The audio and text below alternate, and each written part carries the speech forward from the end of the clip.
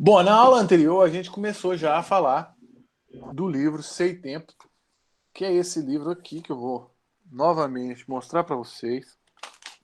Felizmente, já existe uma versão digital desse livro. É um livro grosso, grande, caro, inclusive, tá? E eu coloquei esse livro, que para mim é o livro mais importante do século XX na área de filosofia, lá no Drive, tá? Então vocês podem ler, não é uma leitura fácil. Para a semana que vem eu pretendo colocar uma espécie de resumo, né? Um resumo do Sei Tempo lá no Drive. Vamos ver se eu vou conseguir.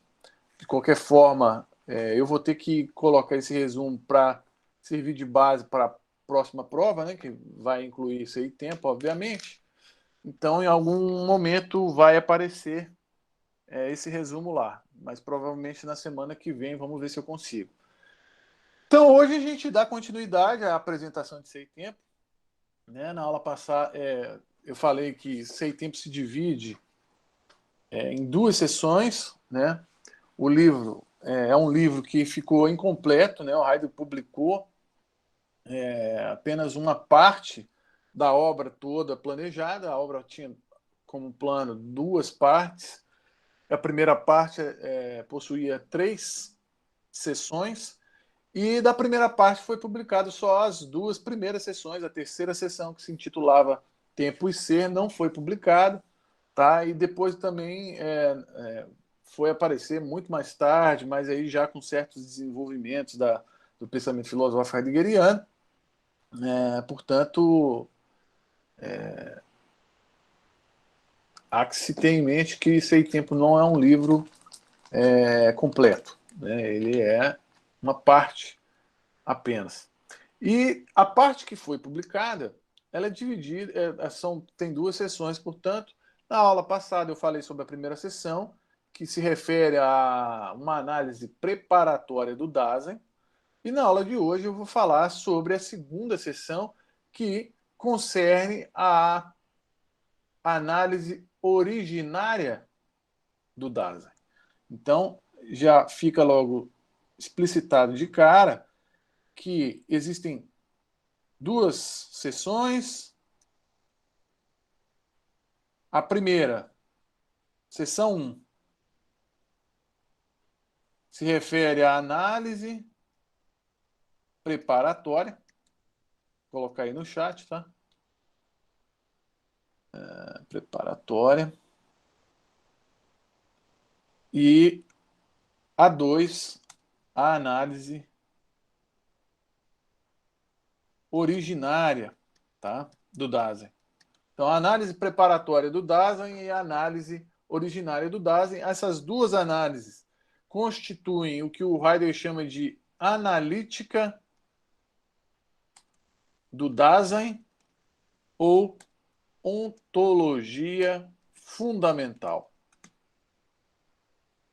Tá? Então, uma vez que a gente completar hoje a análise originária, a gente então terá percorrido, claro, resumindo, né? Obviamente é um livro muito grande e a gente teve que, não tem como falar nos mínimos detalhes tudo que se encontra no livro, né? Só para que vocês tenham uma ideia. Eu já dei um curso só sobre Sei Tempo, e esse curso era de 60 horas, a gente chegou apenas ao parágrafo 44. Sei Tempo tem para mais de 80 parágrafos, tá certo? Então a gente chegou só na metade do livro. E então, assim, obviamente que a exposição que eu estou fazendo nessas 2 aulas é um resumo do texto, não entra nas minúcias, nos detalhes,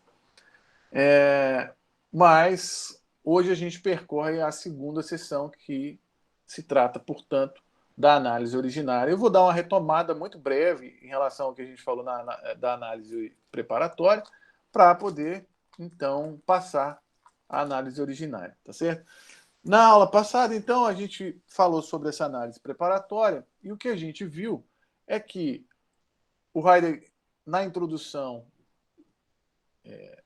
levanta a pergunta sobre o sentido de ser, né, a partir da perplexidade de Platão no Sofista, e ele mostra que na história da filosofia, a pergunta pelo ser acabou sendo deixada um pouco para segundo plano, ou mesmo esquecida, porque uma vez que se pensou que o conceito de ser é o conceito mais universal, mais indeterminado e, portanto, devendo ser pressuposto, considerou-se que não era necessária uma investigação direta ou dirigindo-se à questão necessariamente do significado do ser em geral, certo? O Heidegger discorda dessa postura da tradição e pretende novamente levantar a questão da pergunta sobre o sentido de ser, e essa é a pergunta do livro. Tá? E o que a gente viu é que o Heidegger pensa que existe um determinado ente, que como todo ente mas existe um tipo específico de ente, que no caso se chama ser humano, mas que Heidegger evita o termo ser humano e prefere utilizar a expressão Dasein, que no alemão significa existência, mas que Heidegger utiliza com uma significação renovada, né, e a gente viu que essa significação é ser ou aí. Né?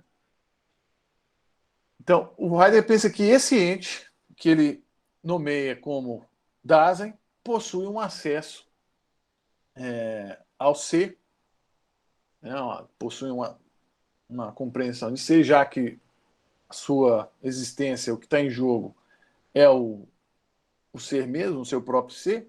Então, já que esse ente específico, chamado Dasein, possui já uma certa pré-compreensão acerca do sentido de ser, basta que façamos, então, uma análise do ser deste ente, que esse acesso ao ser desse ente nos entregaria, então, um acesso ao sentido de ser. Tá? E, uma vez determinado isso, Heidegger, então, passa à análise, né? Que ele chama inicialmente preparatório, para depois passar aquilo que ele chama de análise originária. A análise preparatória ela está relacionada com a interpretação do Dasein, tendo em vista a sua existência cotidiana. Tá? Então, o Heidegger está tentando estabelecer as categorias ou estruturas fundamentais que permitem pensar o modo de ser do Dasein na cotidianidade. Tá? E ele, então, parte desse existencial, dessa categoria principal, que ele chama de ser no mundo. Tá? Assim, ó, com hífen mesmo. Ser no mundo. Tá? Inclusive, depois de Heidegger, se tornou uma espécie de, de recurso linguístico muito usado pelos filósofos que são da tradição continental, em especial, usar hífen, tá? Em expressões. Tá? Então, isso começa com Heidegger. Tá? Até onde eu sei, isso começa com Heidegger. Tá? E o ser no mundo seria essa estrutura principal que nós analisamos em cada um de seus elementos. Né? São 3 elementos: mundo, no e ser. O ser aí, no caso, é o Dasein. Tá? Então, a pergunta por quem é o Dasein. Muito bem, ao falar sobre o mundo, nós vimos que o que o Heidegger entende por mundo não é o conjunto das coisas, mas é um contexto referencial de significação. A análise que levou à compreensão do conceito de mundo nesses termos foi a análise da relação do Dasein com as coisas que cada um de nós lida no nosso ambiente. Isso é, os instrumentos em geral, né? E o Heidegger, então, vai dizer que existe um instrumento específico que permite a compreensão do que é o mundo, e esse instrumento é o signo, né? O signo entendido como índice ou como sinal, né? Então, por exemplo, o Heidegger fala da seta, que serve, por exemplo, para indicar a direção que o carro toma no trânsito, e a partir disso o Heidegger vai conseguir mostrar que os signos, né, eles só possuem significação dentro de um determinado contexto prático, ou contexto pragmático, se vocês preferirem. Tá? E exatamente a partir dessa compreensão é que o Heidegger vai dizer, olha, esse contexto referencial da significação é aquilo que se chama mundo. É aquilo que eu chamo de mundo. Tá certo? Então, o mundo não é o conjunto das coisas, mas esse contexto referencial de significação que, inclusive, estabelece a diferença entre o ser mundano do Dasein e o seu não ser meramente intramundano, no caso de uma pedra ou de um ser vivo, né? Ele vai falar que o Dasein não apenas está dentro do mundo, mas ele tem um mundo, né? Então ele tem um contexto referencial de significação já como base da sua existência, né? Então quando a gente vive, a gente já está inserido dentro de um mundo, né? Ou seja, um contexto de significações que a gente assimila, né? E a partir do qual a gente, inclusive, leva e conduz a nossa própria existência. Tá? Muito bem, esse era o conceito de mundo, mas além do conceito de mundo, o Heidegger também vai falar do conceito de Dasein, né? Quem é o Dasein, e a gente viu que Dasein não pode ser entendido como uma pessoa, uma consciência, um espírito ou um eu, né? Mas ele é pensado também a partir das suas relações com outros, porque em boa medida e inclusive na maioria das vezes, cada um de nós pertence a uma multidão impessoal que o Heidegger chama de agente. Isso fica claro quando a gente utiliza a expressão agente. A gente fala assim, a gente costuma fazer desse modo, né? E aqui em Cuiabá a gente faz assim e assim. Tá? Esse agente aí o mesmo pronome pessoal que vale para, por exemplo, o pronome impessoal chamado si, né? Então, a gente é igual a si, né? Quando a gente fala assim, aqui em Cuiabá se costuma fazer assim, né? Então, se aí, esse costuma-se, ele possui a mesma função gramatical, inclusive, que a expressão agente, tá? Então, agente é o nós, a gente utiliza o agente no sentido de nós, mas o agente também é o pronome impessoal, se, tá? Então, o Heidegger está falando disso, olha, usualmente a gente não vive como nós próprios, a gente vive como parte de uma multidão impessoal e, portanto, nesse, nesse, nesse modo de existência em que a gente se mistura à multidão impessoal, a gente não vive como um eu ou como uma pessoa, né? Tomando posse da nossa própria existência, mas a gente vive como todo mundo. A gente quer, pensa e faz aquilo que usualmente se pensa, se quer e se faz, né? E, portanto, uma vez que a gente também faz parte dessa multidão impessoal, não se pode pensar o Dasein como uma mera singularidade, uma individualidade, mas deve ser pensado na sua relação também com os outros, e nesse sentido o Dasein não é um eu, mas ele é existência. E enquanto existência, ele pode às vezes ser ele próprio, como ele pode fazer parte de uma multidão impessoal. Tá? Então ele pode seguir essas duas possibilidades existenciais. Tá certo? Muito bem. Então a gente já viu o que significa mundo, a gente já viu agora o que significa quem, e a gente falou também sobre essa partículazinha no, né? O que significa ser no mundo, né? Então existe um existencial, uma categoria da existência que é o serem, tá? Heidegger escreve assim, ó, serem, ser em o mundo, né? Então é por isso que fica ser no mundo. E por serem, o Heidegger está identificando essa capacidade ou essa estrutura relacional própria do Dasein, que permite que o Dasein tenha acesso àquilo que não é ele próprio. Isso é, aquilo que são as coisas com as quais ele lida. Sejam essas os instrumentos ou outras pessoas. Tá? Então, o que permite o Dasein ter essa relação com outras pessoas? O que permite o Dasein ter um mundo? O Heidegger vai dizer que é a abertura. O Dasein possui uma abertura e é exatamente essa abertura ao mundo que permite com que ele tenha um mundo. Tá? E justamente nesse sentido, o Heidegger vai dizer o Dasein é o ente que é o seu aí. Tá? Então ele vai escrever exatamente isso, eu vou colocar aí. O Dasein é o ente que é o seu aí. Tá? A palavra aí, nessa frase, não significa o advérbio de lugar, mas significa situação. Tá? Então, o Dasein é o ente que é a sua situação. Tá? Portanto, ele é aquele que está aberto para a situação que é a sua, na qual ele se encontra e em relação à qual ele também tem que se haver. Tá? Então, o Heidegger vai dizer, ó, antes de tudo, o Dasein é afetividade.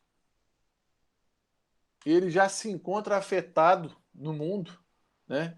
Porque ele é um ser propriamente jogado na existência, tendo que se haver com a existência, querendo ou não. Né? Ou seja, independente da sua vontade, ele já se encontra no mundo e o seu encontrar-se no mundo já significa que ele está afetado de algum modo em relação a tudo que o rodeia e tudo que já aconteceu antes de ele existir. Tá?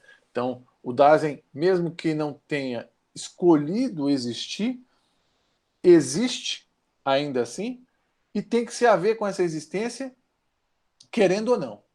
Tá? E essa condição é a condição de afetividade, ou seja, de encontrar-se de um determinado modo afetado pela situação em que ele se encontra. Tá? Ora, além de afetividade, o Dasein é também compreensão. Tá? A gente viu isso. A compreensão está relacionada com o futuro, com um projetar-se no futuro, né? com esse modo de ser propriamente humano, de explorar as possibilidades futuras da sua existência. Tá? E, além desses dois existenciais, existe ainda o existencial que o Heidegger chama de discurso. Tá? O discurso é o modo de articulação daquilo que é compreendido e daquilo que eu tenho acesso a partir da minha afetividade. Tá? Então, o discurso é aquilo que se articula na linguagem, tendo em vista aquilo que se projeta enquanto possibilidade futura e aquilo que já me aconteceu e do qual eu não posso escapar enquanto situação. Tá certo? Então, existem esses três modos de ser que para o Heidegger são equiprimordiais e que constituem ou compõem essa estruturazinha que o Heidegger chama de serem. Então, fazendo uma síntese de tudo que a gente viu nessas estruturas, a gente percebe que o Dasein ele é um modo de ser que, em função da sua afetividade, da sua capacidade compreensiva e do seu discurso, ele se vê diante de um contexto referencial de significação, tendo que, em função desse contexto já dado, explorar possibilidades acerca do seu próprio ser futuro, tá? Ora, é claro que nesse explorar as possibilidades futuras do seu próprio ser, tendo em vista aquilo que já lhe aconteceu e que está dado antes mesmo dele nascer, o Dasein pode optar tanto por um modo de existência que esteja mais relacionado ao seu próprio ser, aquilo que lhe é próprio, como ele também pode, Heidegger vai falar de queda, seguir um destino mais impróprio ou não próprio. Heidegger vai falar de um Eigentlich, né? Existe um modo da Eigentlichkeit, da propriedade, que às vezes as pessoas traduzem por autenticidade. A gente falou isso na aula passada. Por que não se trata de autenticidade, né? A autenticidade tem uma conotação meio de valor moral, quase, né? O que não tem no caso do Heidegger, porque a gente viu, inclusive, que a condição não própria, né, de não propriedade, ela é necessária, é impossível não existir uma condição, essa condição, ou seja, o fato de a gente viver, na maioria das vezes, como seguindo já modelos que a gente encontra no nosso próprio contexto referencial de significação, no nosso próprio mundo, né? Ou seja, na nossa situação histórica, mas o Dasein sempre tem essas duas alternativas diante de si, né? Seguir aquilo que lhe é próprio, como deixar-se levar ou cair na situação que não lhe é própria, que é a situação do agente, né? E em cada dessas e na situação da não propriedade existe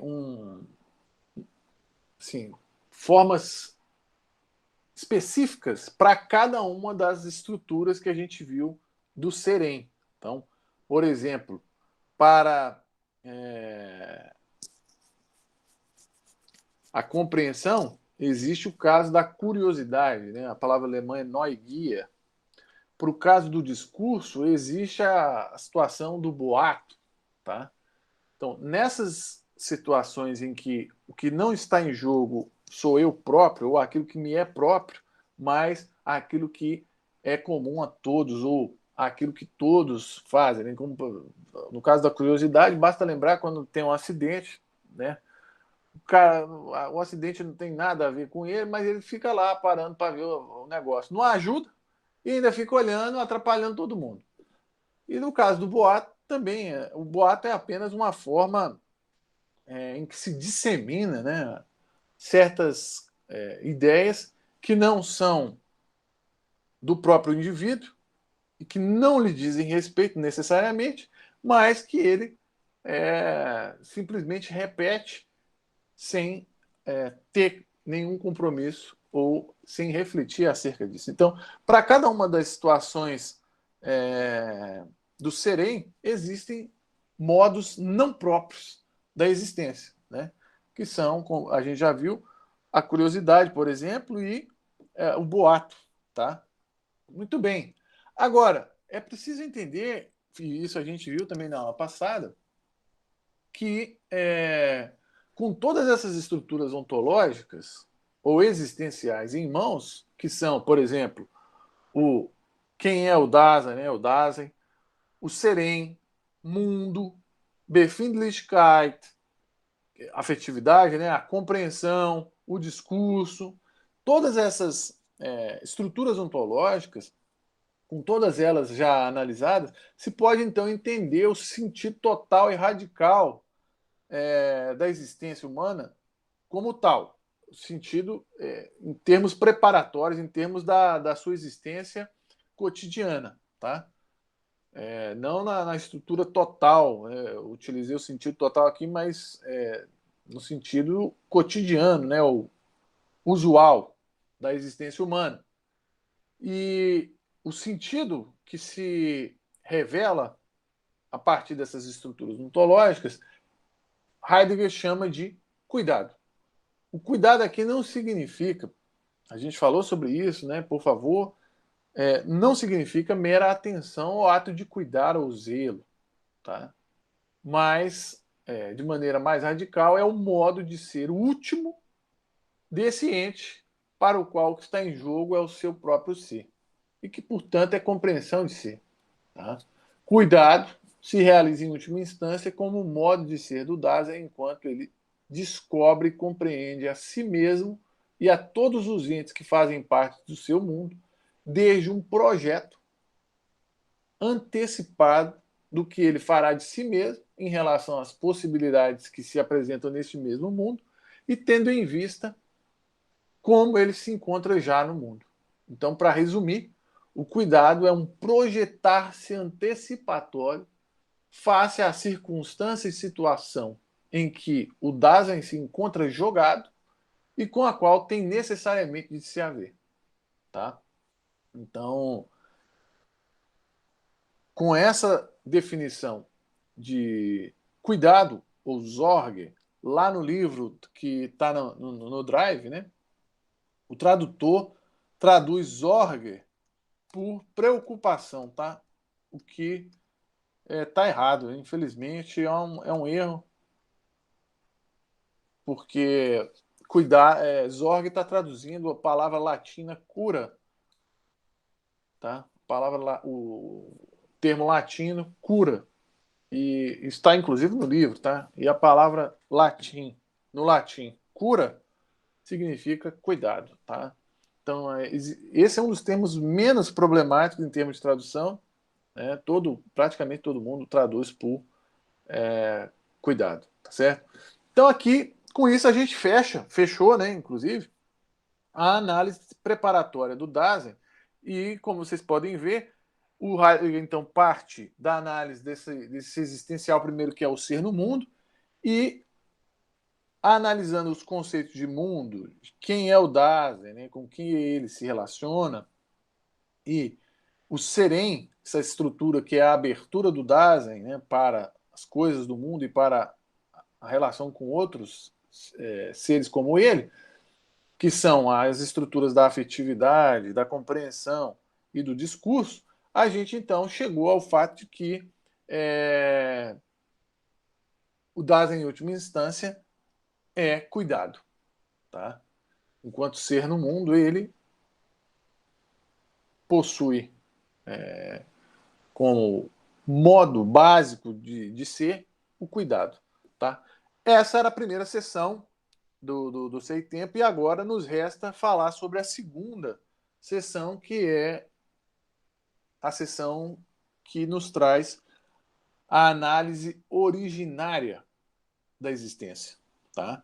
E aqui o Heidegger vai dizer o seguinte: olha, por mais que a gente tenha falado sobre as estruturas básicas do Dasein, o fato é que a nossa existência ela é nossa e de ninguém mais, né? Então, quando a gente vive, a gente vive algo de maneira própria, né? Ou seja, experienciando de maneira singular a nossa existência. Então, por exemplo, todas essas estruturas que poderiam ser aplicadas a todos é, deixam ainda por, por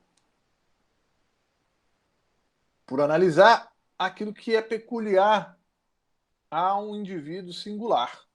E, no mesmo sentido, quando a gente fala da minha existência, a gente tem que tratar da minha existência tomada desde a sua perspectiva total, ou seja, como um todo, né? Logo, estendendo-se temporalmente até o seu limite, que, neste caso, é a morte. Tá? Então, a análise originária é aquela que não apenas quer estabelecer as estruturas da minha existência cotidiana, no aqui e agora, mas estabelecer as estruturas ontológicas para se pensar a minha existência durante toda a sua extensão, ou seja, como uma totalidade. Tá? E nesse caso, o Heidegger vai falar de um ser, um todo próprio. Tá, vou colocar aqui não.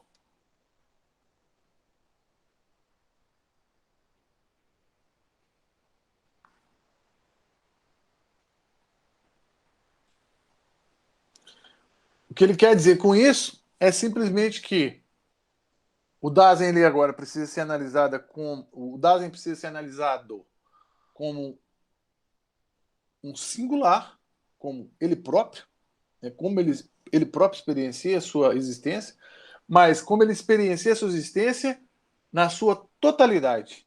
Ora, falar na sua totalidade, na duração de toda a minha existência, implica falar na duração da minha existência até a morte. Tá? Então, a análise originária, ela estabelece a necessidade de se falar do Dasein como um ser em relação à morte, ou ante a morte, né? Um ser ante a morte, no sentido de deparado com a possibilidade da sua morte. Tá? Infelizmente, a palavra alemã Sein zum, a palavra não, né? A expressão Sein zum Tode foi traduzida por ser para a morte. Se eu pergunto a vocês, ser para a morte, coloquei aí no chat. Se eu pergunto para vocês o que significa uma expressão como ser para a morte, o que vocês me diriam? Eu acho que a dificuldade de entender o que a palavra, a expressão significa, é que ela não significa nada. Ser para a morte é uma expressão que não significa nada. Me parece uma expressão como, por exemplo, o verde é ouro. Não significa nada. Se a gente lê essa expressão ser para a morte, não significa nada. E, infelizmente, Zeit zum Tode, traduzido literalmente, pode dar essa ideia, né? Pode ser traduzido como ser para a morte, mas traduzindo literalmente, né? O que está em jogo, entretanto, é o ser em relação à morte, ou o ser ante a morte. O Dasein é um ser ante a morte. O que isso quer dizer? Quando eu digo que o Dasein é um ser ante a morte, isso quer dizer que a morte está sempre presente enquanto uma possibilidade da sua existência. Tá?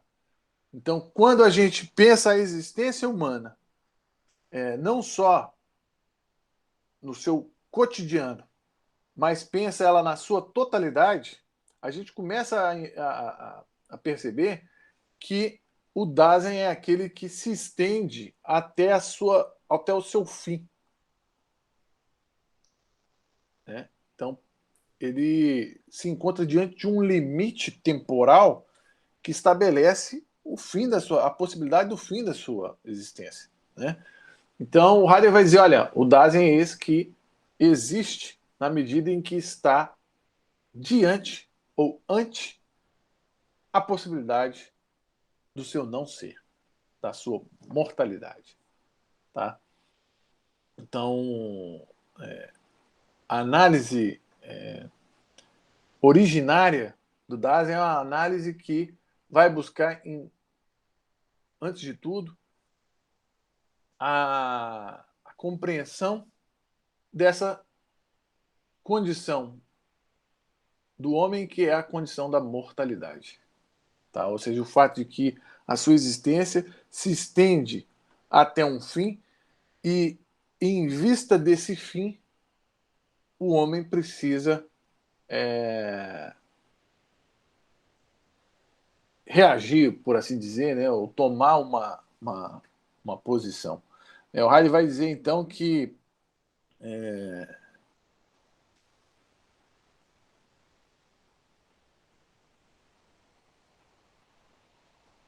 na sua existência cotidiana, né, marcado por uma abertura em relação ao mundo, O homem tem sempre que se decidir acerca daquilo que ele faz da sua própria existência.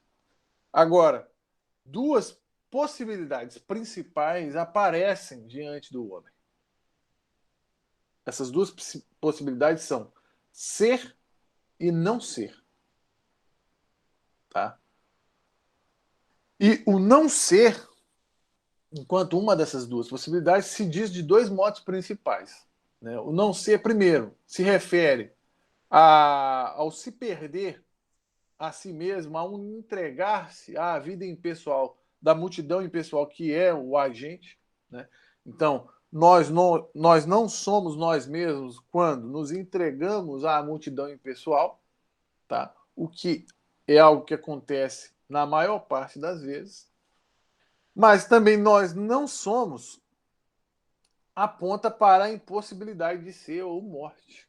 Tá? Então, quando nós lidamos com as coisas no mundo diariamente, a gente sempre tem diante de nós essas duas possibilidades. A possibilidade de sermos nós mesmos e de não sermos nós mesmos. No caso da alternativa, que é o não ser, isso deve ser entendido de dois modos. Não só apenas como agir, pensar e querer como todo mundo age, pensa e quer, mas também a possibilidade de não mais existir, que é a morte. Tá? O Heidegger vai dizer, então, que se pode pensar a morte de vários modos, né, obviamente, mas aqui, como na questão do tempo, que a gente viu na interpretação aos Gálatas, o Heidegger vai evitar a noção de morrer meramente no sentido físico, né, ou seja, como um simples perecer, e ele vai falar então de um morrer que está mais relacionado a, a experiência, ao sentido existencial de morrer. Né? E o sentido existencial de morrer aqui aponta para o fato de que ninguém pode morrer a minha própria morte, senão eu mesmo. Tá? Então, por exemplo, a gente pode ter a experiência da morte dos outros, no sentido de, por exemplo, quando chega uma determinada data do ano, a gente vai lá e faz o luto e tudo mais. Né? Ou, por exemplo, quando a gente vai ao enterro, né? A gente tem noção do que é a morte do outro, que certamente é um momento de despedida, de não mais existência, ok. Mas tudo isso ainda é uma certa compreensão um tanto objetiva acerca da morte, que não fala da morte tal como nós a vivenciamos, enquanto o meu próprio morrer. Né? Então, alguém pode morrer no meu lugar, né? Mas não pode morrer a minha própria morte. Tá? Portanto, é nesse sentido que o Heidegger está pensando a morte como um morrer existencial. Então, aqui já a primeira coisa que a gente tem que tomar em consideração é que morrer não significa simplesmente o perecer físico, corporal. Mas o morrer ele tem uma significação existencial. Né? Do mesmo modo como o futuro, o porvir, não é algo que ainda será no futuro, como a gente viu lá na interpretação que o Heidegger faz a carta de Paulo aos Tessalonicenses, a morte também não é simplesmente considerada como um evento futuro. Isso é um evento da minha aniquilação, ou seja, um momento em que eu não mais estou aqui. Mas a morte aponta para essa situação que é a possibilidade do meu não ser, portanto, a minha finitude temporal. Tá? O fato de que eu sou um ser finito, que eu tenho uma existência que encontra um limite no tempo. Quando eu experiencio a possibilidade da minha não existência, essa possibilidade me convoca a ser o que eu próprio deveria ser. É por isso que o Heidegger vai estabelecer uma conexão entre os conceitos de morte, culpa e voz da consciência. O Heidegger vai dizer assim que existem duas situações, né, em que o homem se encontra numa condição de queda, né? Isso é, de lançado no mero espaço público de um ser impessoal, como a gente viu, né? Agora, essa condição abre, né, desperta no Dasein a sua condição mortal. Né? Então, e existem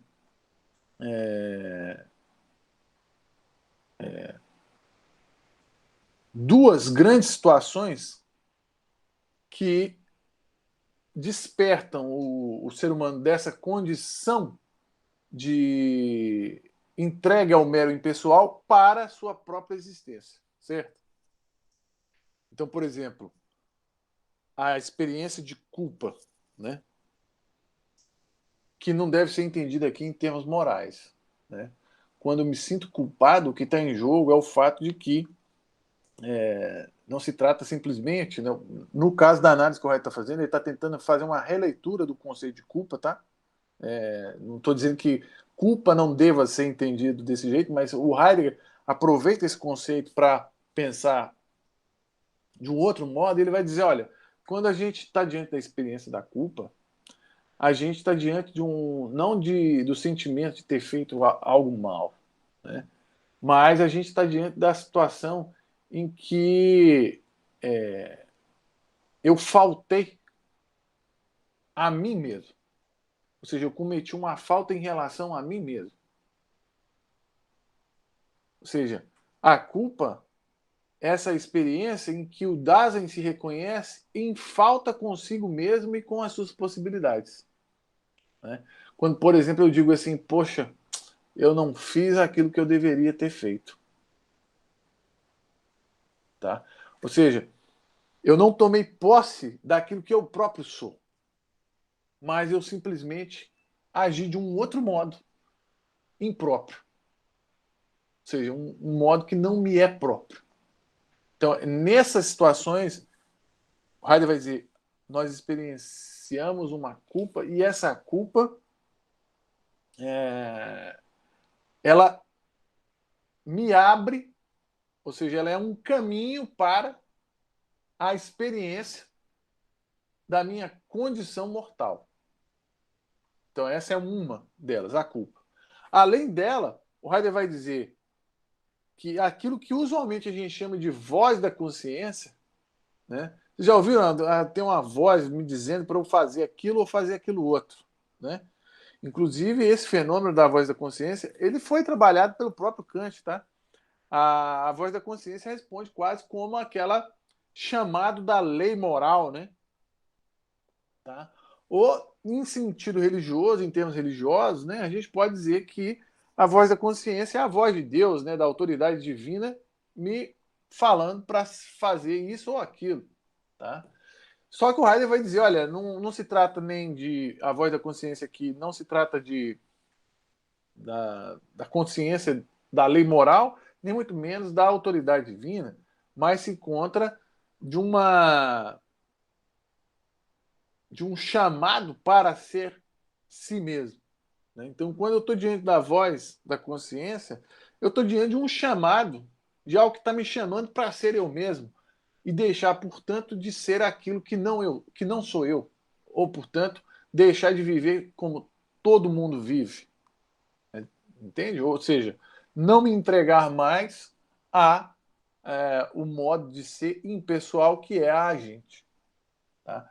Então, nesse sentido, tanto a culpa quanto a voz da consciência são duas situações que abrem o Dasein para a sua condição mortal. E nesses termos, vocês conseguem entender que a morte ou a nossa condição mortal aqui não é entendido meramente como uma morte física, mas é como uma possibilidade da minha existência que me coloca diante da minha finitude e, portanto, me coloca diante da situação de ter que se haver com aquilo que de me haver com aquilo que eu próprio sou. A morte, portanto, é a possibilidade da minha não existência que me convoca, tal como a culpa e tal como a voz da consciência, para tomar posse do meu próprio ser, largando ou deixando de lado um modo não próprio ou o modo impessoal do agente. Dá para entender o que está em jogo? A morte é apenas a possibilidade que te convoca para ser aquilo que você próprio é, mas ela não garante nada. Por quê? Porque diante da morte existe aquele tipo de afetividade originária ou original que o Heidegger chama de angústia. Tá? Portanto, diante da morte, ou seja, da possibilidade da minha não existência, eu me deparo com a vacuidade ou a falta de sentido de todas as coisas, inclusive da minha própria existência. E exatamente nesse momento em que a vacuidade e a falta de sentido da minha existência aparece de maneira clara para mim, eu preciso pensar aquilo que me é próprio. Portanto, encontrar um sentido existencial que me é próprio, portanto, que não pode vir de fora ou de qualquer outro lugar senão de mim mesmo, porque diante da morte, nada que me dizem ou podem vir a me dizer faz sentido se não for confirmado pela minha própria existência. Eu quero dizer com isso o seguinte: ora, diante da morte, as coisas aparecem para mim como possuindo sentido nenhum. E uma vez que elas aparecem como não tendo sentido, nada que alguém possa dizer como tendo sentido ou como devendo ser feito, isso é, quando alguém fala assim, você deve fazer isso, deve fazer aquilo, aquilo outro, a lei fala isso e aquilo outro, tudo isso perde também sentido. Perde a autoridade, inclusive, da sua própria existência. De modo que, diante da finitude da minha existência, da minha mortalidade, eu preciso me haver com aquilo que, para mim agora, unicamente e exclusivamente, para mim, faz sentido. Entendi. Portanto, a morte ela te convoca, mas ela não garante o seu ser próprio. Por quê? Porque diante dessa situação angustiante que é perceber que tudo aquilo que existe ao meu redor e todos os valores que são colocados diante de mim não fazem sentido, necessariamente, eu posso ter duas atitudes. Eu posso simplesmente agir como todo mundo age, portanto, me desfazer da angústia, retornando ao modo usual de existência que todos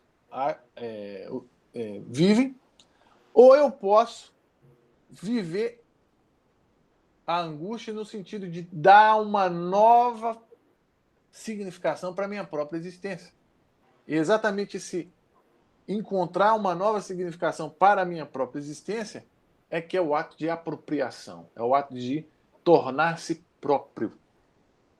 É a propriedade, é aquilo que o Heidegger chama de Eigentlichkeit, né, que alguns falam de autenticidade, mas a gente já viu que autenticidade não é um bom termo. É propriedade, no sentido de tomar posse de si mesmo, né, daquilo que lhe é próprio, tomar posse daquilo que lhe é próprio. Tá? É quase como o dito do Píndaro, né? Torna-te o que tu és. Tá? Agora, note que a morte não garante a tomada de posse em relação a si mesma, mas ela apenas chama, ela apenas convoca o indivíduo para isso. E esse chamado se manifesta especialmente nessa afetividade originária, que é a angústia. Tá? Agora, com isso, há que se perceber ainda que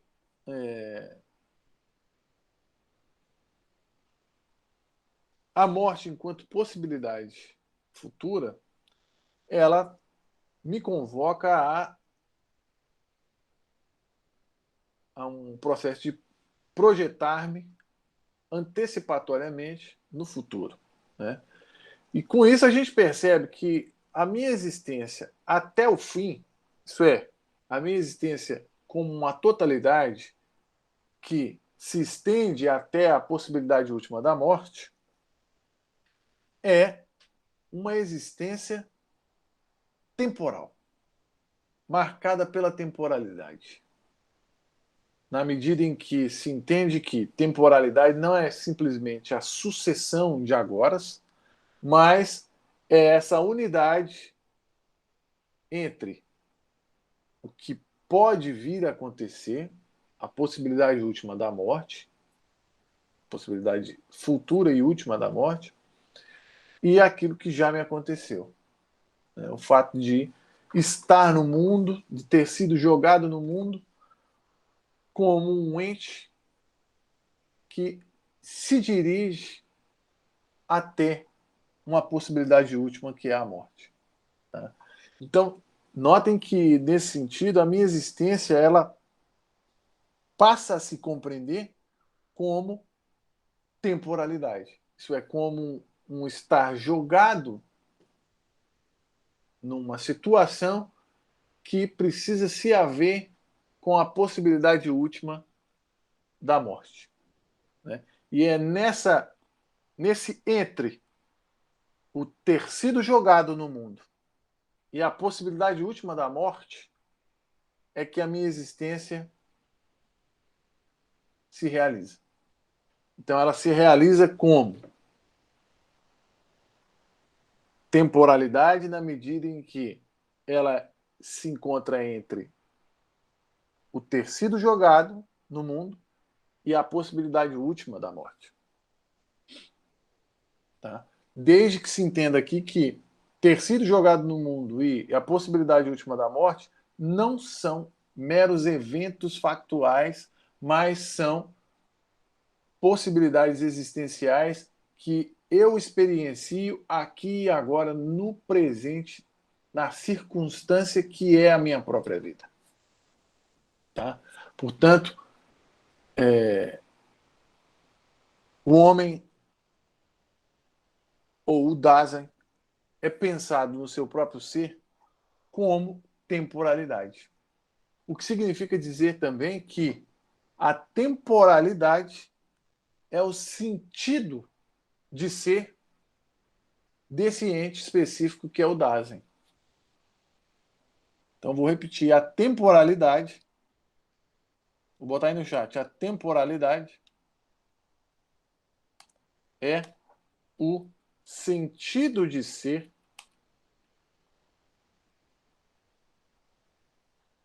desse ente que se chama Dasein. Ou, se vocês preferirem, da existência humana. Tá?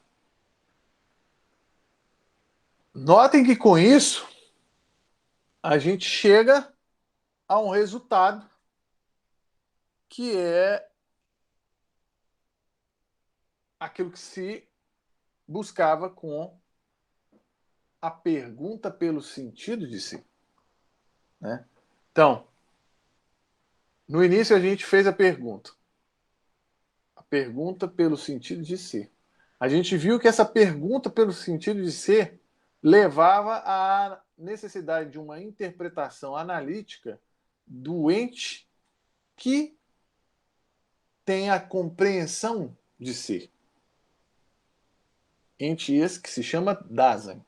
Agora, a análise preparatória, que nos mostrou que no seu existir cotidiano o homem é cuidado, mas muito além desse existir cotidiano pensado a partir da totalidade da existência e, portanto, projetado até a possibilidade última, que é a morte, a gente viu agora que o Dasein ele é, em última instância, temporalidade. Isso é, ele vivencia a sua existência a partir da projeção antecipatória, que é a possibilidade última da sua morte, e, portanto, vive a sua existência desde a perspectiva da finitude temporal que lhe é própria. Logo, o sentido de ser desse ente específico que a gente chama de Dasein é a temporalidade, entendida existencialmente, naturalmente, né? Então, ora, se no início nós dissemos que o ser desse ente específico nos entregaria ou nos ofereceria um acesso para a compreensão do sentido de ser, e se agora a gente viu que o sentido de ser desse ente específico é a temporalidade, então o sentido de ser, que era a pergunta inicial, pode ser respondido como sendo temporalidade. Então, o sentido de ser. Então, a pergunta, vou colocar de outro modo, a pergunta pelo sentido de ser encontra como resposta a temporalidade. A temporalidade é o horizonte a partir do qual o ser pode ser pensado. Tá? Até aqui, alguma dúvida? Alguma pergunta? Então, até aqui a gente viu agora a análise originária da existência e a gente viu como a morte, né, entendida em termos existenciais, possui uma função importantíssima nessa análise, no sentido de mostrar como a temporalidade é o sentido de ser do Dasein e, portanto, consequentemente, também o sentido de ser em geral. Tá? Depois isso vai ter que ser mais bem discutido para que se possa entender o que está em jogo nessa afirmação. Mas o Heidegger não para aí. Né?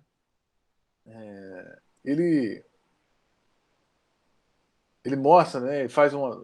Depois, lá para o parágrafo 72, intitulado Temporalidade e Historicidade, ele então começa a fazer uma recapitulação do itinerário realizado até esse momento e ele mostra, portanto, que a pergunta pelo sentido de ser exige uma delimitação do fenômeno de algo em que o ser se torna acessível, né, a saber, o Dasein enquanto compreensão de ser.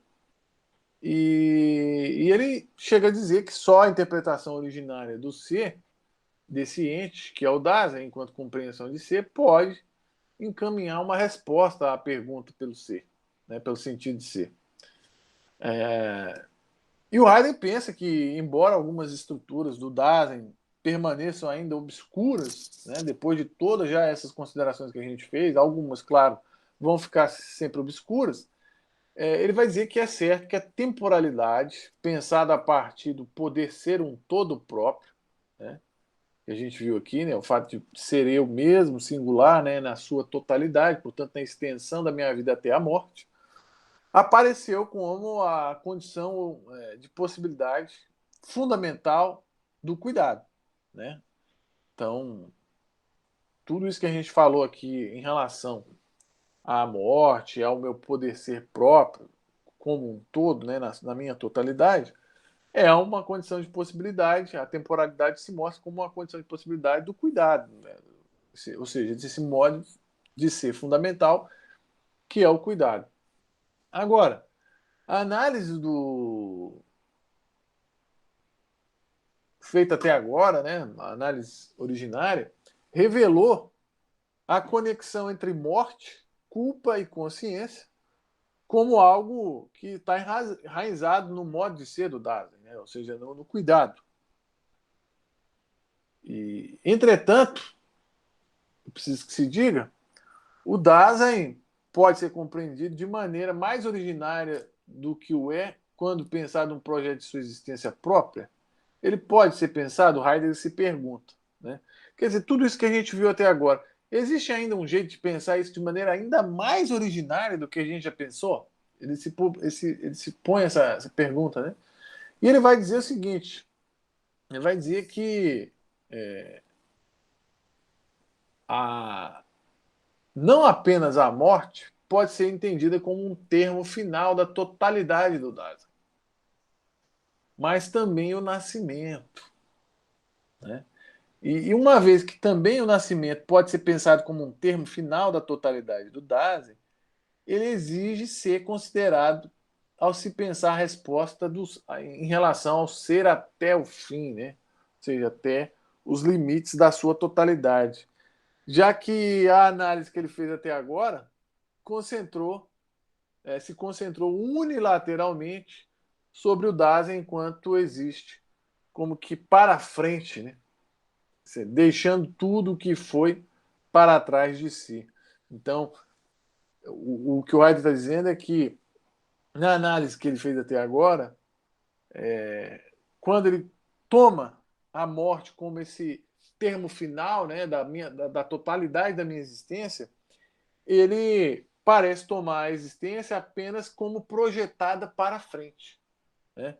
Mas aquilo que foi deixado para trás e que também responde pela extensão da minha existência, ou seja, a totalidade da minha existência, parece que não foi considerado, né? E para uma análise existencial originária, seria bom que isso também fosse considerado, né? Então, além da análise do ser até a morte, ou seja, em relação à morte, também se faz necessário uma análise do ser em relação ao nascimento, ou seja, a tudo aquilo que antecede, tá? Muito bem. E em função dessa nova perspectiva de análise, né, ou seja, não apenas a análise que se dirige àquilo que se pode ser antecipado, né, como algo que está à frente, quando a gente faz a questão acerca da extensão da minha existência, né, ou seja, da coesão, do encadeamento da minha vida entre o nascimento e a morte, então a primeira questão que se coloca diante de nós é a questão acerca da própria coesão da vida, né? Ou encadeamento da vida, né? E por encadeamento da vida ou coesão da vida, pode-se pensar, né, uma sequência de vivências no tempo entre aspas, tá? E só que essa visão do encadeamento da vida, ela é um pouco problemática, porque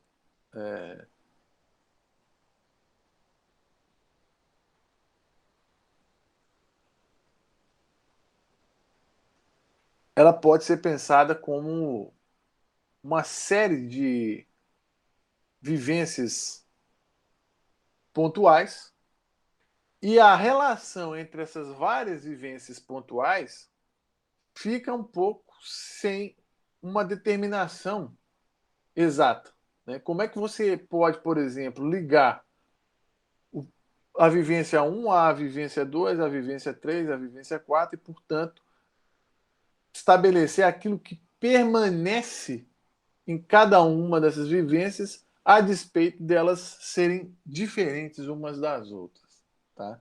Então, Heidegger vai dizer que isso sempre foi matéria de controvérsia entre os pensadores, e, portanto, pensar a coesão da vida, ou o encadeamento da vida, desde esses elementos muito simplificados, não parece ser uma uma boa estratégia, de modo que o Heidegger, então, vai partir na sua análise da consideração do encadeamento da vida desde o acontecer.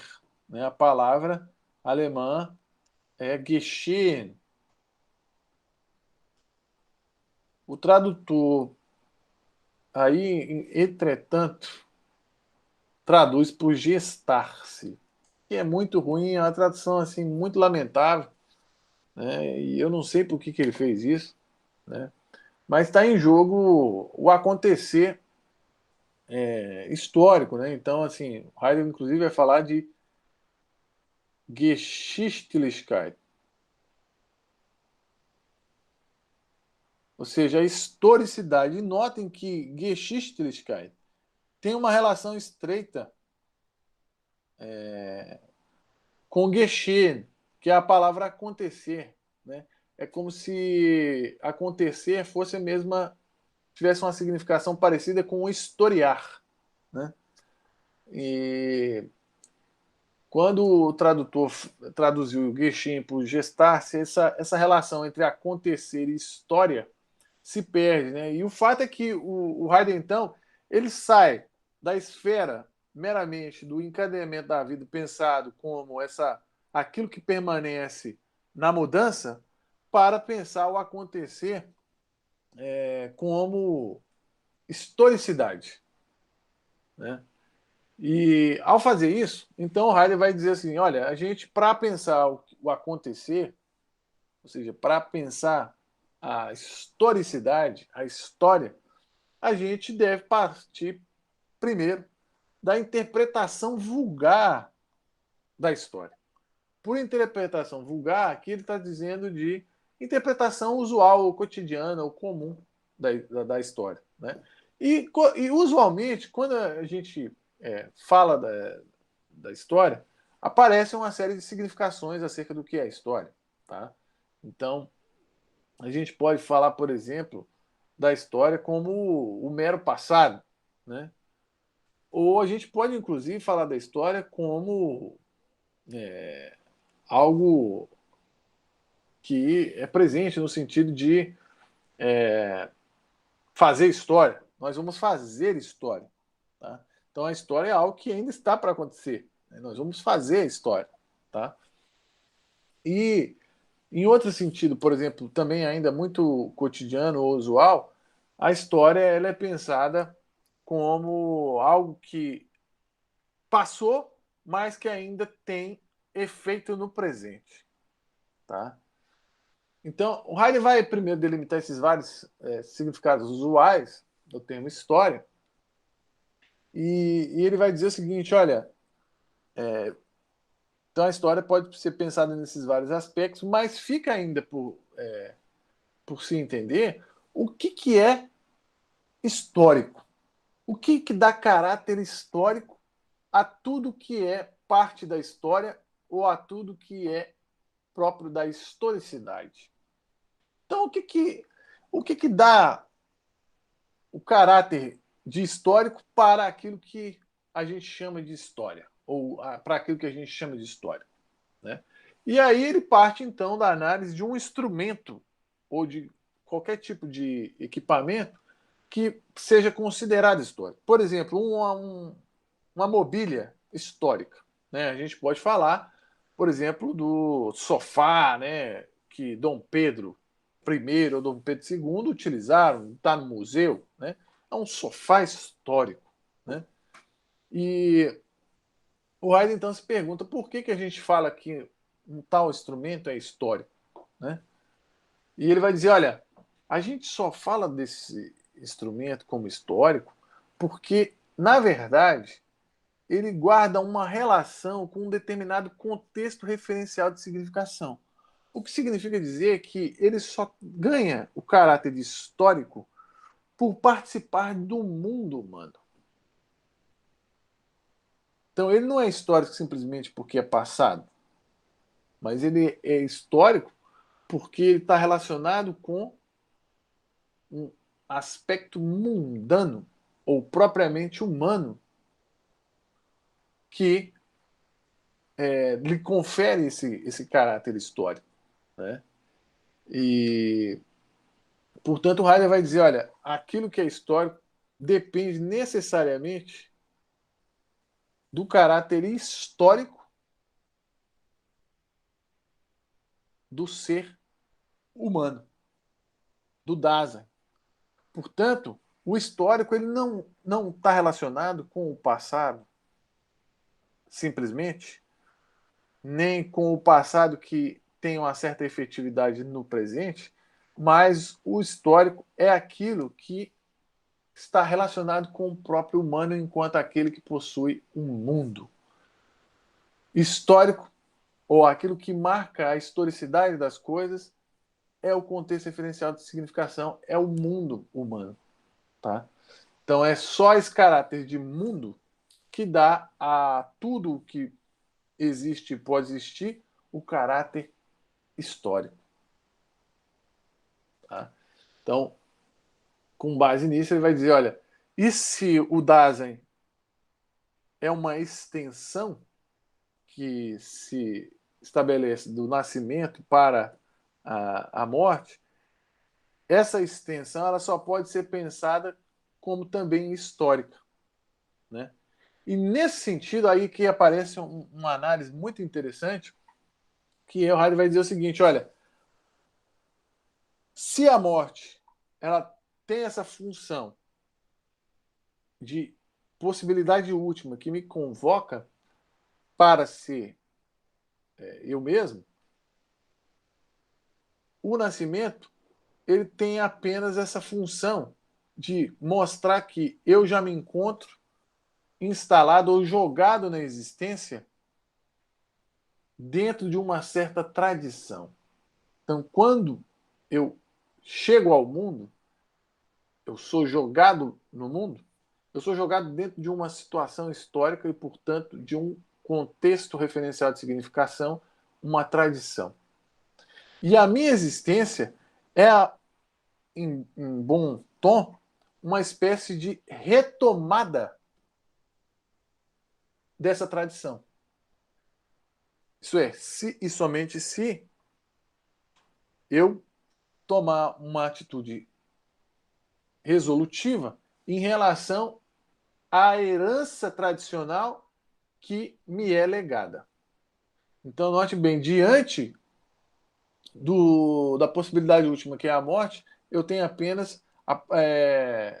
Eu sou chamado, eu sou convocado a,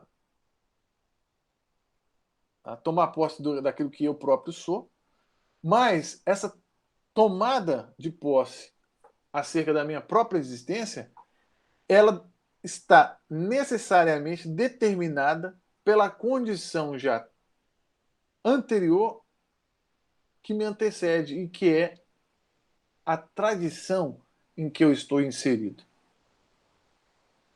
Tá? Portanto, o meu tomar posse da minha própria existência não pode passar sem uma retomada da própria tradição. Tá? A palavra que o Heidegger vai utilizar é vida holum, que eu estou traduzindo por retomada. Alguns traduzem por repetição, mas notem, não pode ser repetição, porque quando se trata de ser si mesmo, ou seja, daquilo que o Heidegger chama de historicidade própria,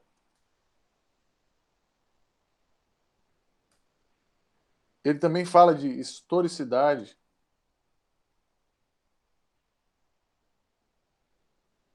não própria. Isso é, quando eu simplesmente repito os usos e costumes da minha tradição, né? Então aí sim é repetição. Agora, quando ele fala de historicidade própria, é uma retomada da tradição, porque veja bem, não, como a gente inclusive até chegou a antecipar na aula passada, não existe o grau zero da história, né? Assim, eu não faço as coisas, eu não me decido, não me resolvo no mundo do nada, do zero, né? mas eu já tenho toda uma tradição que me antecedeu, e é a partir dessa tradição, inclusive, que eu posso falar o que eu falo, né? Eu não tenho como simplesmente inventar do nada a minha língua, né? Mas eu tenho como, a partir da transmissão dessa tradição que me foi feita, elevar essa tradição a uma nova condição.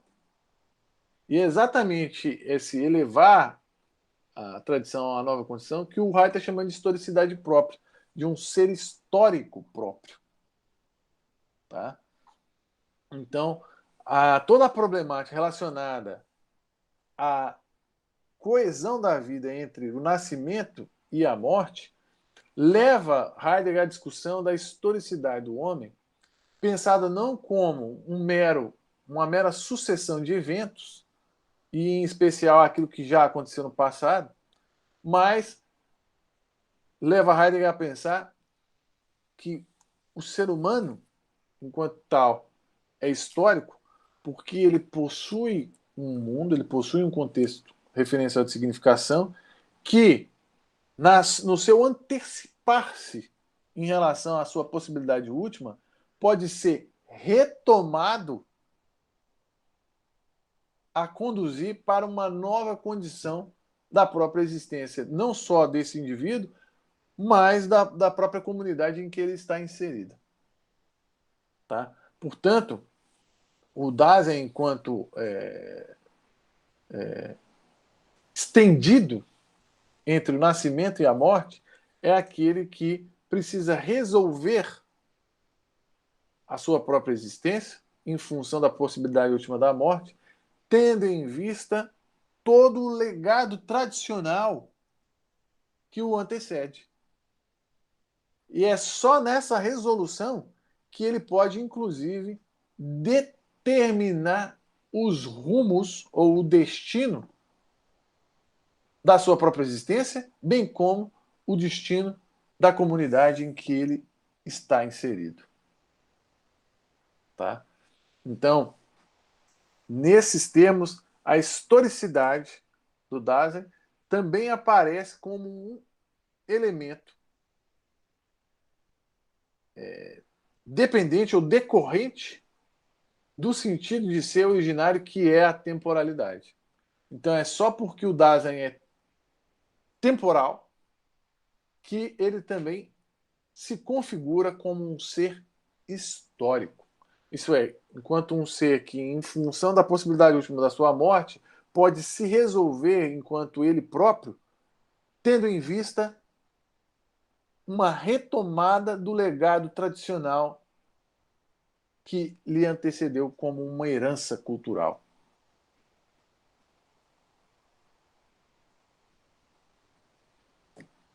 Dá para entender, pessoal? Com essas considerações finais sobre a historicidade, né, a gente completa o itinerário da segunda sessão, que estava relacionada com a análise originária do Dasein. Tá?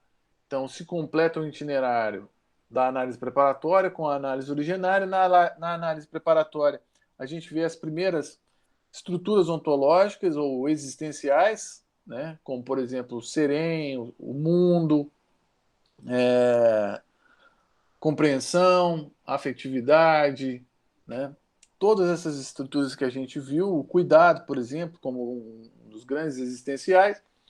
E uma vez tendo analisado todas essas estruturas que compõem a cotidianidade da existência humana, Heidegger então passa para a análise originária, e nessa análise originária o que estava em jogo era o ser todo próprio do ser humano, o que significa dizer a existência singular considerada na sua totalidade, ou seja, no seu estender-se até a morte.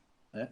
E aí a gente viu que a morte é pensada em conexão com a culpa e a voz da consciência, de modo que ela aparece como tendo uma função que é a de convocar o indivíduo singular para as possibilidades da sua existência. E, portanto, convoca esse indivíduo para tomar posse daquilo que lhe é próprio. Ou seja, a morte, então, possui a função de chamar o homem para a sua propriedade, podendo deixar assim, né, a mera não propriedade, isso é, o seu entregar-se à vida impessoal do agente, né? E, por fim, o Heidegger chega e fala assim, olha, mas essa análise acerca da totalidade considerou o homem apenas no seu projeto antecipatório em relação à morte. Mas não só a morte é um termo final, mas também o nascimento é um termo final, portanto, compõe a totalidade da existência, né? E uma vez que assim acontece, é preciso então não só considerar a existência desde o dado da relação com a morte, né, da relação, a possibilidade última da nossa existência, mas também em relação à extensão da nossa existência entre o nascimento e a morte. Ora, essa existência que se estende entre o nascimento e a morte, ela só pode ser considerada a partir do acontecer do Dasein. Esse acontecer, o Geschichte, né, esse historiar, só pode ser pensado a partir da história humana.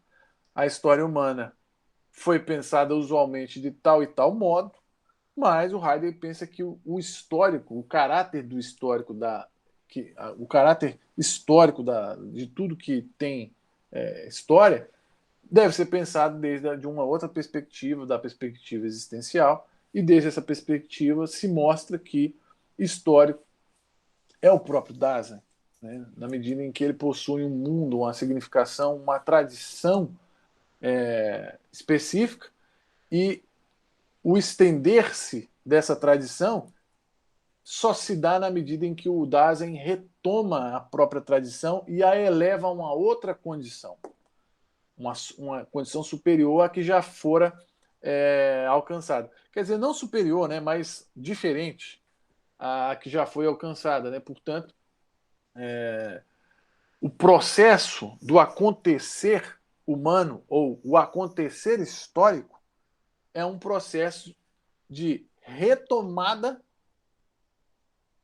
da tradição. E essa retomada da tradição só acontece como parte da resolução de um Dasein que se reconhece como ele próprio em função da possibilidade última da sua existência. Tá?